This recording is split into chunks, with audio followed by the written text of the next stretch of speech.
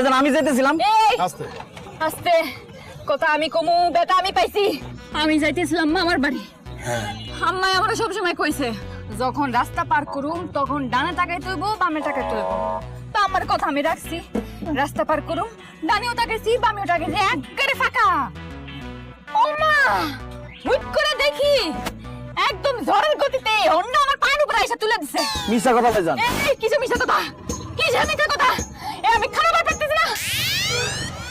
ব্যথা কি বেশি পেয়েছে? ওরে ভাই রে ভাই কি যে কমু, ব্যথা যদি কম হইতো আমার চোখ শুধু টলটল করতো, কিন্তু আমার চোখের দিকে একবার তাকিয়ে দেখেন পানি গড়গড় করে পড়তেছে। তার মানে কি? তার মানে ব্যথা অনেক বেশি। কারেক্ট। ব্যথা কম, পানি টলটল। ব্যথা বেশি, চোখ সাবকল। কারেক্ট। এটা জরিমানা হবে, হবে নাকি হবে না? জরিমানা হবে না, এলে জাদুকর এখানে গায়েব করে দিবে। 2000 টাকা দিয়া সমাধান করে ফেলুক নাকি? আরে ভাইজান কি কোন, আমার দেখা কি মনে হইতেছে আমি ছোটখাটো কোনো ডাক্তারের কাছে যাবো? যাবো তো বড় ডাক্তারের কাছে। দেখেন ডাক্তারের ফিস আছে, এক্সরে আছে, তারপর প্লাস্টিক লাগানো লাগবে। প্লাস্টিক না, এটা প্লাস্টার।